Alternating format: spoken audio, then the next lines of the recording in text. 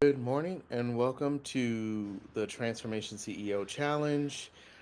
This is day number 8, and this is our recap of day 7.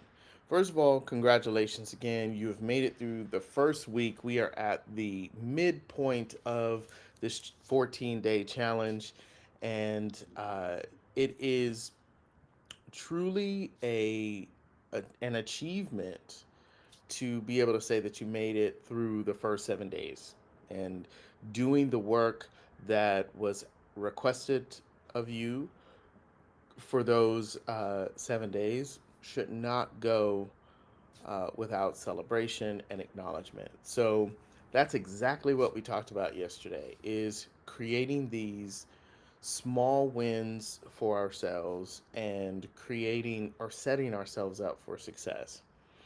It's Look, life will always life.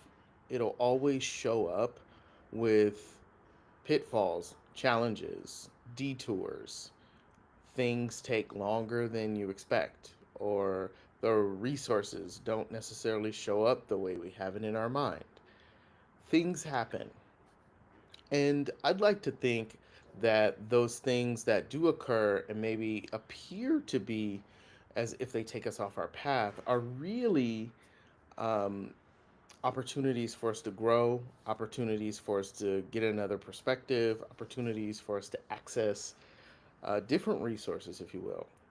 And so it's important that we maintain a mindset of optimism and positivity, not to the point that it blinds us from making solid and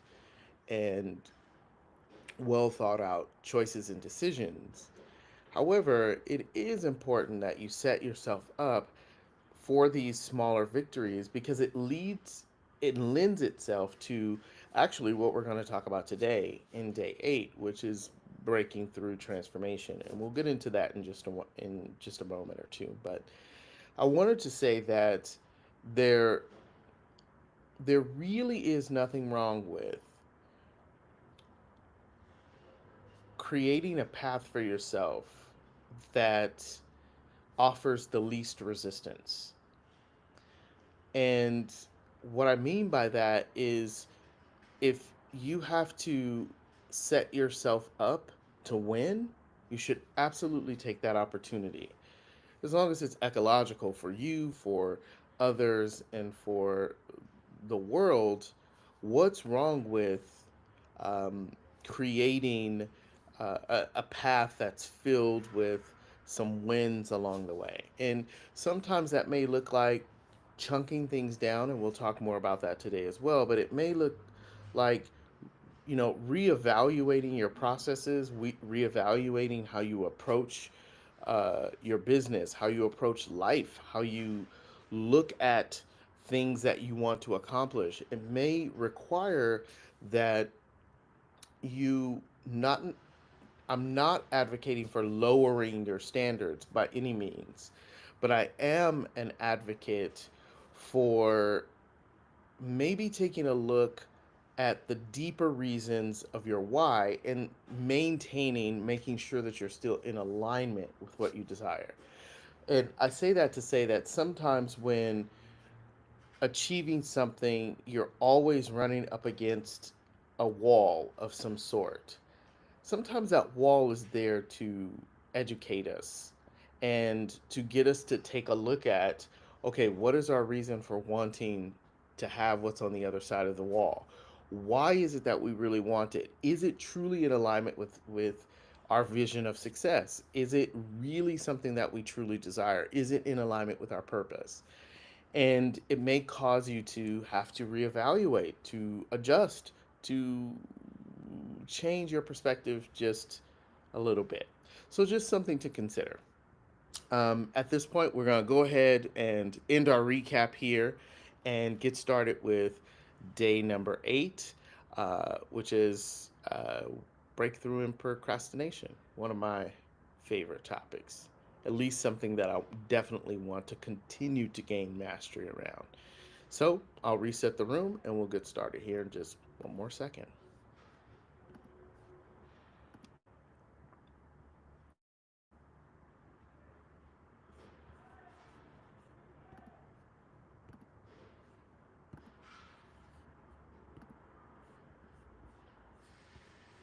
All right, welcome to day 8 of the Transformation CEO Challenge. We are past the halfway point. This is super exciting because we're in the home stretch. Today, we're going to be talking about breakthrough in the area of procrastination. I'm Dr. EJ Johnson. I'm your host and facilitator, and I'm excited to cover some stuff that we have to cover around this topic. Hopefully, it brings a little bit of relief in the area of procrastination. One of the things I will say about procrastination is that I just want to say this up front is to consider that procrastination does not really have any sort of it doesn't determine your character. Some folks uh, are really harsh on themselves when it comes to procrastinating on projects or procrastinating on things that they want to do, and they then label themselves based upon the act of procrastination, right? They've labeled themselves either, unambitious or lazy or any. None of that is the case. Procrastination is an action. Yes, I will say that again. Procrastination is an action, just like any other action, right? Whether you get up and go to the gym, that is an action. Procrastination is also an action, right? It is just an action that is not necessarily moving in the direction of what it is you want to achieve, right? So I'd like you to just suspend the idea that if you have this, if you've ever done this to yourself or had this sort of self talk around procrastination for yourself, I'd like you to suspend the idea. I'm requesting of you that you suspend the idea that when you procrastinate or the act of procrastination equals you being anything, because it does not. It absolutely does not. Procrastinating does not equal anything about your character, anything about who you are. It is just an action that you take. And maybe you make the choice to take the action of procrastination often. And it annoys you, or it bothers you, or whatever the case may be. We're going to get into it today.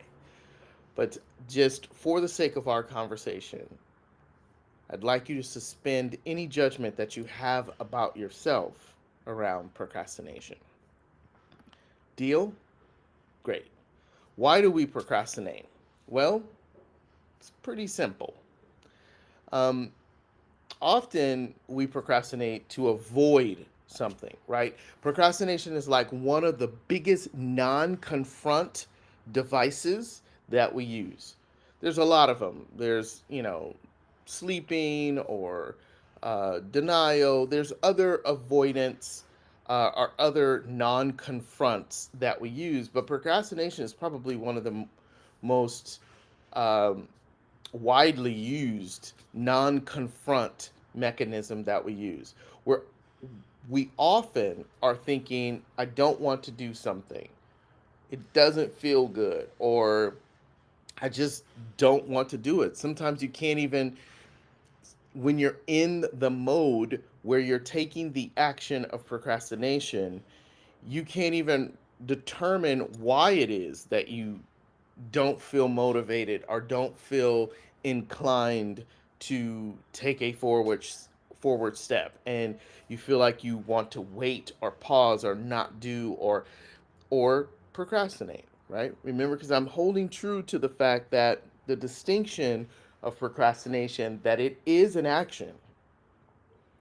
It is just maybe not the action that you've either given your word to yourself that you would do, given your word to someone else that you would do, or that will move you closer to a desired result. It is an action in the opposite of moving toward something that you desire. The other reason why we procrastinate would be fear of failure, right? It's where that imposter syndrome tends to show up. If you take on the act of procrastination, then you actually protect yourself from being vulnerable, right? From being even visible, like we talked about earlier a few days ago. You you oftentimes utilize the mechanism, the action of procrastination to avoid overwhelm, fear, perfectionism, uh, you name it. The list could go on and on and on. The reasons why are endless. It's usually to avoid some sort of embarrassment or some sort of failure or sense of overwhelmment. It also we also use procrastination as an action to avoid looking bad, right? So whatever the reason why, these are just some examples of why we procrastinate. You have to determine that for yourself. Like what conversation comes up for you when you know you've committed to taking action, moving towards something you desire, and you choose the action of procrastination, which is a pause or a standstill, not moving forward towards what it is you truly desire. So you have to, you get to examine that for yourself and sort of identify some of the conversation that happens in your mind that where whereas procrastination wins out. Like that is the choice, that's the action. And I keep saying choice, and I really want you to get present to that procrastination is a choice. It's a choice. You don't just happenstance procrastinate. It's an actual choice, right? You make a choice to either get up and go to the gym, or you make a choice. I make a choice to either get up and go to the gym, or I make a choice to lay in bed. And sometimes we will mask our choice of procrastination with something good. And I'll use my own self as an example. I'll make a choice, I'll make the decision the night before I'm going to go to the gym in the morning. I'll make the decision tomorrow morning when I wake up, I'm going to do my spiritual practice. Once I'm done, I'm going to put on my gym clothes and I'm going straight to the gym. That's what I'm going to do. And then the next morning comes and it's cold. It's cold outside. I live in California. It's not cold outside, but it's cozy in my bed. I do my morning meditation and my spiritual practice. I made the choice to do that, right? I made the commitment the night before. I made the choice to do that. No big deal. But as soon as I'm done, instead of putting on my gym clothes and going downstairs, just downstairs, it's really embarrassing actually. Just downstairs to go work out. Not even get in a car and drive to a gym, folks. Just literally downstairs to go work out at the gym, in the gym, instead of making the choice to honor my word to myself that I said the night before that I would go work out, I make the choice to procrastinate. Here's how the conversation sounds for me. You know what? You could do that in an hour. Why don't you just go in an hour? You don't have to go right now. Just go in an hour. When you get up, it'll be a little lighter outside. Usually for me when I wake up, it's about I've been waking up lately at like 3:30 a.m. So I'll finish my meditation and spiritual practice by 4:30. It's still dark. It's like the wee hours of the morning. Perfect time to go work out. No distractions. But instead, the conversation will be, hey, why don't you just wait until 6 and ask Kim if she wants to come work out with you? And therein lies the little procrastination bug that pops into my mind and is like, just wait. You don't have to go right now. So I'm making a choice, the action to go with procrastinating on going to the gym, stay in my cozy environment, still in my PJs, and under the guise of let's wait for my partner to be up and see if she wants to join you. When in actuality, what could I do? Go to the gym, honor my commitment, and then ask her later if she wants to join me, right? I could get that out of the way and still ask her to do that. But procrastination, the interesting thing about it is it when you're in the conversation, it's about interrupting that conversation. Hindsight is 2020. Like I could play that conversation out in my head with you all right now, but in the moment it seems so logical and so rational, and not to mention it's it's it's convenient, right? I get to stay in this cozy environment and not go downstairs and get all worked up and work out. But in actuality, it's counterproductive to my goal. If my goal is to get healthier and be more vital and live a healthy life, then going to the gym is kind of a part of that. And the action that I'm choosing does not yield the result, because guess what happens? I'll wait, I'll get distracted by other things, and then I still don't make it to the gym. Like I never make it in the whole day. It's like even if I ask her, "Hey, you want to join me?" It's like we'll get distracted, we'll start talking, we'll do something else. I'll Here comes the internet, here comes my assistant, and here comes work now. And now life is lifing, and 10 days later I haven't gone to the gym, right? So I gave you that as an example of looking and starting to break down the conversation, because if you could start to get connected to get present to how your mind shows up to introduce the idea of procrastination to you, you can then have power around it. You can start to interrupt that conversation, right? So when I get the conversation in the morning, hey, why don't you wait for Kim? Why don't you wait? No, I don't. Oh, here comes that conversation again. Now I can transform that. I can say, based upon me doing this strategy before, it still didn't yield the result that I wanted. So how about I do something different here? Just making a new agreement. Just making a new agreement.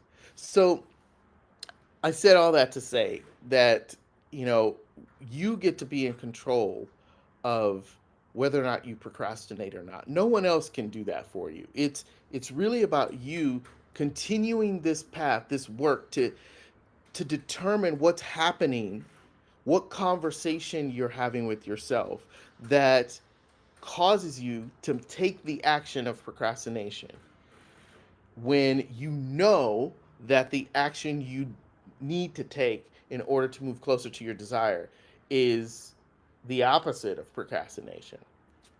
What does procrastination cost us? Well, it costs success, right? It costs us success. The slide says that procrastination creates stress, it creates guilt. Oh, this is a big one.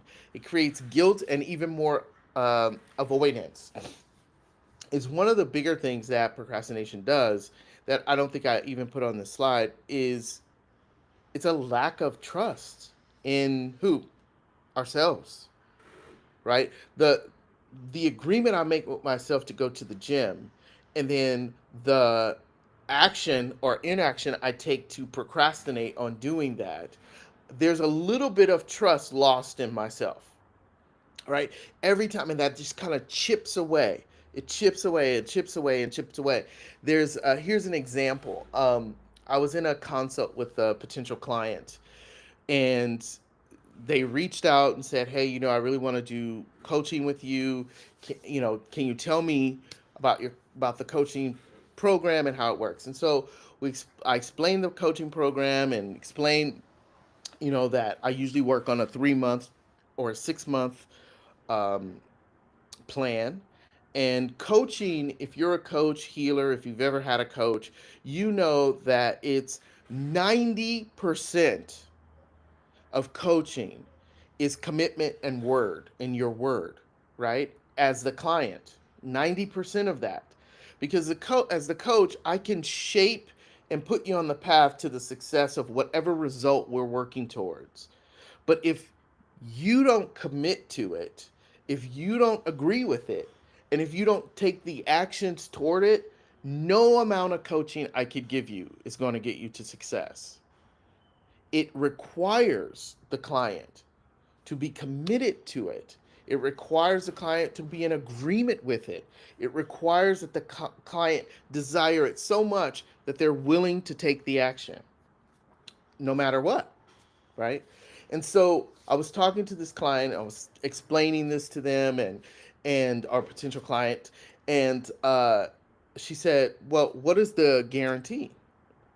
And I said, "The only guarantee that I can guarantee you is that I'm always going to show up. Like I'm always going to give you 100% of me, 100% resources, everything I know. I'm always going to give it to you. I'm always going to be a stand for your greatness." And so she said, "Well, can you guarantee that I'm going to have success?" And there's if you are a coach and you're authentic and honest with your clients, you know that you can never guarantee someone's success. You can't, because that all resides on the side of the client. If the client does not commit to their own success, there's no way I can guarantee their success. If they commit to it 100%, I commit to it 100%, you're guaranteed you're going to have success, period. But if one of us is out of sync, it's not going to work. We may get to 80%, we may get to 90% even, but we're not going to get to 100% unless we both bring it, right? So she said, "Well, I kind of want to, I want to guarantee that this is going to work." And I said, "The only way we can guarantee that this is going to work is if you guarantee that you're going to work, that you're not going to procrastinate. You're going to honor your word and your commitments. You're going to do what you say you're going to do when you say you're going to do it." If that doesn't happen, there's nothing anyone else can do. And when we make choices to procrastinate, it costs us our future. It costs us our desires. It costs us all the things that in our mind we say we want. Even when it comes to working with someone, like a professional, if you show up to a therapist and you're not completely authentic with that therapist and you're not giving it your 100%, there's no way that therapist can do what they need to do to help you get the result that you want. And so procrastination is a thief. It really is. It's a thief of your joy. It's a thief of your success. And so I bring this up, and I want to really hit this one home because you got to realize what it cost you. It cost you your trust in yourself. In the case of that potential client, she was like, "Well, I don't trust myself. I haven't done anything to follow through on what I wanted to do in the past. And I don't trust myself that I'm going to do it with this coaching. So I fear that investing in myself, investing in this coaching is going to be a waste. That's why I want you to guarantee I'm going to be successful." And the thing is, every time you lie to yourself and choose something different, right? Every time I say I'm going to go to the gym and I choose something that is not that, I'm chipping away at the trust that I have in my own word to myself, which is probably the most detrimental to achieving anything, is when we cannot trust ourselves that we'll follow through.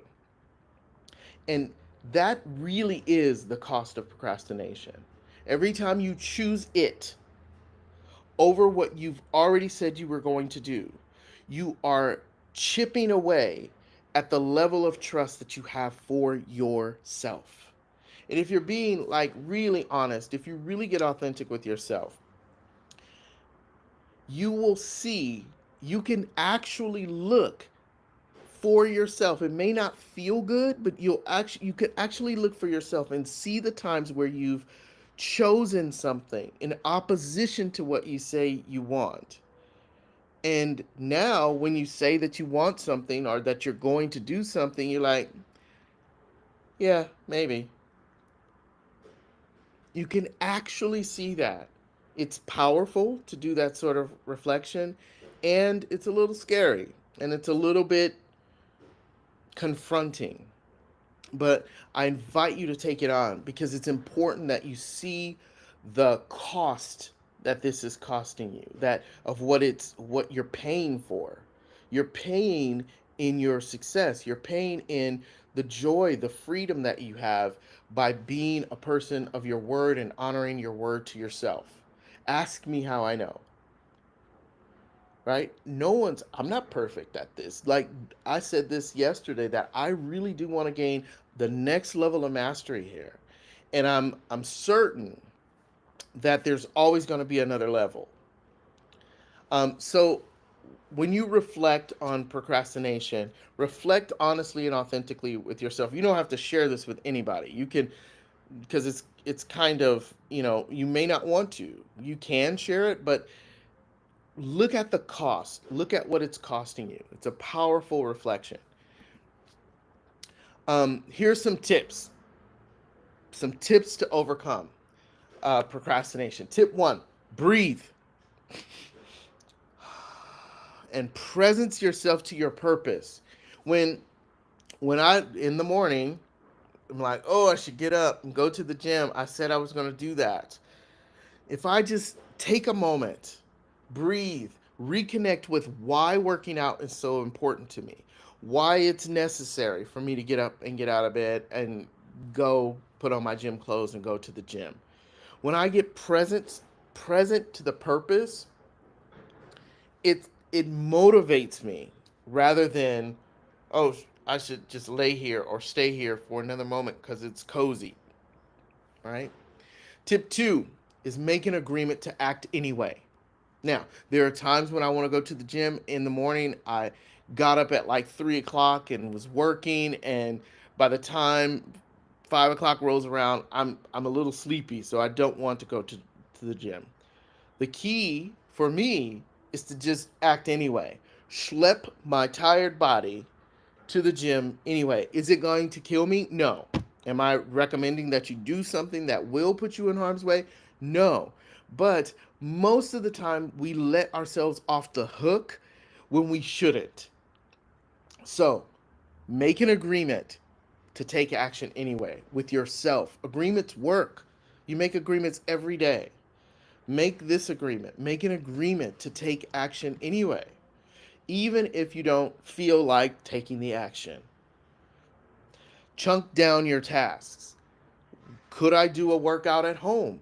Uh, well, downstairs is still home, but could I do a workout in the room without even leaving the room? Absolutely. I could turn on the Apple TV. I could do a workout. I could open up Instagram and do like 1,000 workouts that people have there. Something is better than nothing.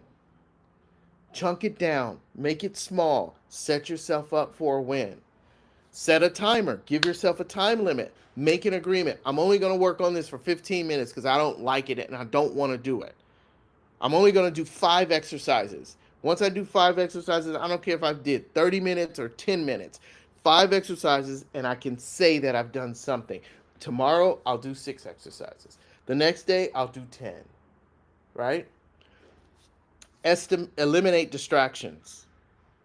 Most of the time, the distractions around procrastination are right here between your ears. It's your brain. So, how can you eliminate? Look for that conversation that you have with yourself when you're starting to choose procrastination. What is that conversation? That is a distraction. External distractions, eliminate those. Give it your all. When you say you're going to do something, do it with your whole heart, your whole soul. Give it your focus, your attention, your mana, your energy. We give our energy to so many things. Try giving it to yourself. It will be amazing. I know I'm going a little long today, but bear with me. Number 6, celebrate small wins. I'm going to keep going back to that. Celebrate the small wins. If you got up, for me, if I get up and I do a 15-minute Instagram workout, I'm going to celebrate that as if I went to the gym and lifted heavy weights and ran an hour on the treadmill. I'm going to celebrate that small win. And I'm going to acknowledge that I trusted myself enough to do something. Celebrate the small wins.